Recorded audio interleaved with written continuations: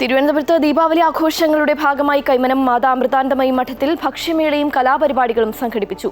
മഠാധിപതി സ്വാമി ശിവാമൃതാനന്ദപുരി ദീപാവലി മഹോത്സവത്തിന് നേതൃത്വം നൽകി.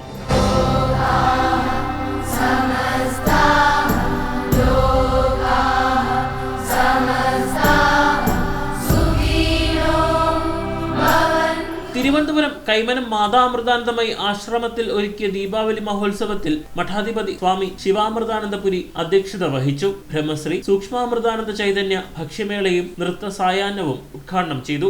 നമ്മുടെ മനോഭാവം നമ്മുടെ ഭക്ഷണത്തെ സ്വാധീനിക്കുന്നുണ്ട്. നമ്മുടെ ആചാര്യന്മാർ വളരെ പണ്ട് തൊട്ടേ പറയുന്നതാണ്. അപ്പം അമ്മ പ്രസാദം കൊടുക്കുന്ന എന്തിനു വേണ്ടിയിട്ടാണ്? അമ്മ അത് സ്പർശിക്കുമ്പോൾ ആ പ്രസാദം ഒരു വെറും ഭക്ഷണമല്ലാതെ അതിൻ്റെ പിന്നിൽ അമ്മയുടെ ഒരു സ്നേഹത്തിൻ്റെ കരുതലിൻ്റെ ഒരു ചൈതന്യം കൂടി അതിൽ പകരുന്നുണ്ട്. ഞങ്ങൾക്ക് അവിടെ ധ്യാനത്തിന് മുമ്പ് അമ്മ പറയും, ധ്യാനത്തിന് നമുക്ക് വളരെയധികം ഊർജ്ജസ്വലമായിരിക്കാനും വളരെ ഉന്മേഷമായിരിക്കാനും അമ്മ പറയും, ഇഷ്ടമുള്ള ആഹാരത്തിൻ്റെ മുമ്പിൽ ഇരിക്കുന്ന പോലെ ഒരു അവെയർനെസ് വളർത്തിയെടുക്കണമെന്ന് പറയും. നമുക്കറിയാം, വിശന്നിരിക്കുമ്പോൾ നമുക്ക് ആഹാരം കഴിക്കാൻ വന്നിരിക്കുമ്പോൾ നമുക്കൊരു ആവേശമുണ്ട്. ആ സമയത്ത് നമ്മൾ ഉറങ്ങുകയോ അല്ലെങ്കിൽ മറ്റേ തളർന്നിരിക്കുകയോ ഒന്നും ചെയ്യില്ല. എന്തുകൊണ്ട്? അത് കഴിക്കണം എന്നുള്ളൊരു ആഗ്രഹം നമ്മളിൽ ഉള്ളതുകൊണ്ട്. ഇതുപോലെ ആയിരിക്കണം ധ്യാനത്തിന് ഇരിക്കുന്നതിന് മുമ്പിൽ നമ്മൾ പറയും. വൈവിധ്യമാർന്ന ഭക്ഷ്യമേള ദീപാവലി ആഘോഷങ്ങൾക്ക് രുചിയേകി. തുടർന്ന് വിദ്യാർത്ഥികൾ ഒരുക്കിയ നൃത്ത സായാഹ്നം ആഘോഷരാവിന് മികവേകി.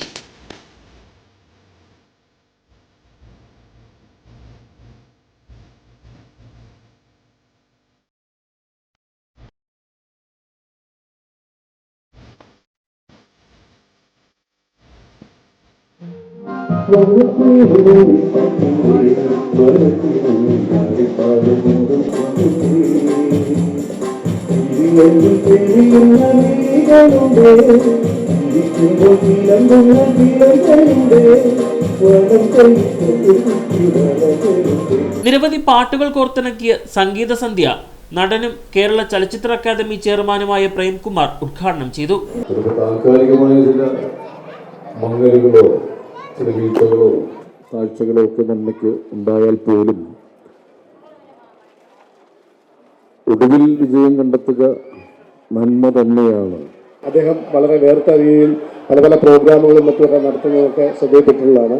അതിനുശേഷം പിന്നെ നമുക്ക് എല്ലാവർക്കും അറിയാവുന്നതാണ്, ദൂരദർശൻ, മറ്റുള്ള ചാനൽ, സിനിമ, എല്ലാ ഫീൽഡുകളിലും അദ്ദേഹത്തിൻ്റെ സാന്നിധ്യം എന്നും ഉണ്ടായിരുന്നു.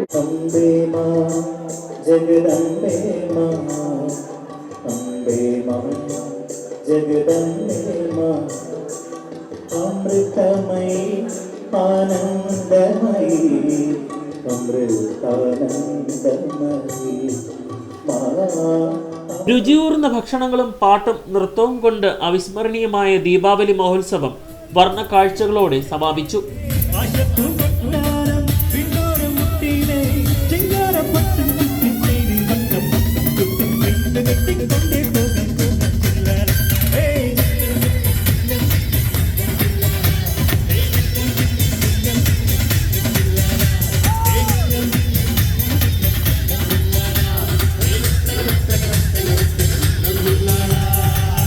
അമൃത ന്യൂസ്, തിരുവനന്തപുരം.